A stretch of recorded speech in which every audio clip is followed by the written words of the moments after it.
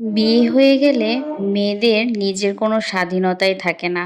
তখন শ্বশুরবাড়ি অথবা জামাইয়ের ইচ্ছে মতোই চলতে হয়, তাদের আদেশ নির্দেশ সব কিছুই মানতে হয়। ঠিক তেমনটাই আমার বোন চাইলেও এখন আসতে পারে না। আজ প্রায় কতদিন পর আমার বোন যে আমার বাসায় আসলো, আমিও ঠিক ভুলে গিয়েছিলাম। আসসালামু আলাইকুম। হ্যালো এভরিওয়ান, সবাই কেমন আছেন? আশা করছি আপনারা সবাই অনেক ভালো আছেন। অনেক দিন পর একটা ব্লগ নিয়ে চলে আসলাম। তো সকাল সকাল চা খেয়ে দিয়ে রান্নায় চলে আসলাম, যেহেতু আজকে আমার ছোট বোন বাসায় আসবে। তাই একটু স্পেশাল রান্নাবান্না করছি। ওর অনেক দিনের ইচ্ছা ছিল আমার হাতের এই ফ্রাইড রাইসটা খাবে, সবজিটা খাবে। তো আজকে যেহেতু ও বাসায় আসছে, তো তাই ওর জন্য আমি সব রান্নাবান্না করে ফেলেছি সকাল সকাল, এই তো পরিবেশন করে ফেলেছি। আমার হাতের এই ফ্রাইড রাইসটা ওরা সবাই খুব পছন্দ করে। তাই ও যেহেতু অনেক দিন পর আমার বাসায় আসছে, তাই ওর জন্য স্পেশাল করে রান্না করলাম। তো দুপুরে রান্না হওয়ার পরে আমরা খাওয়া দাওয়া করে আমি চলে আসলাম ছাদে আমার ভাগ্নিটাকে নিয়ে।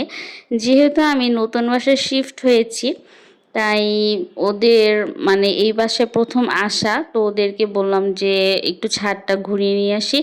আর আপনারা তো অনেকেই জানেন ছাদ আমার অনেক পছন্দের একটা জায়গা। আগে যখন আমি আমার আগের বাসায় ছিলাম, সেই ছাদটাকে আমি অনেক বেশি মিস করি।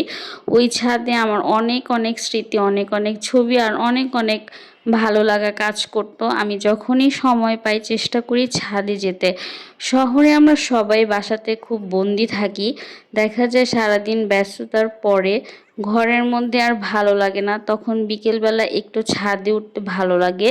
সবার কেমন লাগে জানি না, কিন্তু আমার ঘরের মধ্যে আটকা থাকতে একদমই ভালো লাগে না। আমার ছাদে উঠে একটু সময় কাটাতে ভালো লাগে। আর বিকেলটা তো খুবই সুন্দর ছিল, বোনকে নিয়ে ননদকে নিয়ে আর আমার ভাগ্নিটাকে নিয়ে ছাদে আসলাম। আমার মেয়েটাও ছাদে আসলে খুব খুশি হয়। আমার ভাগ্নিটা খুব দুরন্ত, খুবই চঞ্চল। ওকে সবাই একটু মাশাল্লাহ বলে দিবেন। ও ছোটাছুটি দৌড়াদৌড়ি করতে খুব পছন্দ করে, তাই সব সময় বলবে যে আন্নি চলো একটু ছাদে যাই, ছাদে যেয়ে খেলা করি। তো ওর এইগুলো ভালোই লাগে। তো ছাদে ঘোরাফেরা শেষ করে আমরা সন্ধ্যার দিকে একটু বের হয়েছিলাম একটু খাওয়া দাওয়া করতে, যেহেতু আমার বোন আমার বাসায় বেশি সময় আসতে পারে না, অনেক মাস পর আসে। তো দু একদিন থেকেই আবার ও চলে যায়। তো ও বোনের একটু ইচ্ছা ছিল বাহিরে খাওয়ার জন্য, তো ভাবলাম যে একটু বোনকে বাইরে ঘুরিয়ে নিয়ে আসি আর একটু খাওয়া দাওয়া করে আসি সন্ধ্যার সময়। তো আমরা এখানে পুচকাতে চলে এসেছি। এই জায়গাটা আমার খুব ভালো লাগে, এইখানে রাজকচুরিটা অনেক বেশি মজার। তো এর আগেও আমি ট্রাই করেছি কয়েকবার, তো বোনকে আসলে ট্রাই করানো হয়নি। তো ভাবলাম যে আজকে ওকে নিয়ে যাই। তো এখানে নিয়ে এসেছে, এসে আমি ওকে ও রাজকচুরিটা ট্রাই করালাম। ও খেয়ে বলল খুবই মজা। সেখান থেকে আমার মেয়ের পিৎজা খেতে অনেক দিন ধরে ইচ্ছা ছিল, যেহেতু এবার জন্মদিনে কোনো কিছুই আমার মেয়ের জন্য স্পেশালি করা হয়নি। সে তার বাবার কাছে আবদার করেছিল যে সে পিৎজা খাবে। তো তার বাবাও আর মেয়ের আবদার ফেলতে পারেনি, তো তার বাবা ব্যস্ততার জন্য আসলে বের হতে পারেনি। তো আজকে যেহেতু বোনও ছিল, তাই একসাথে আমরা পিৎজা খেতে চলে এসেছিলাম। তো পিৎজাটা বেশ মোটামুটি ভালোই ছিল। আমার কাছে রেস্টুরেন্টের পিৎজার চাইতে স্ট্রিট ফুডের যে পিৎজাগুলো থাকে সেগুলো অনেক বেশি মজা লাগে। উড ফায়ার যেহেতু হয়, একটা আলাদা স্মোকি একটা ফ্লেভার থাকে।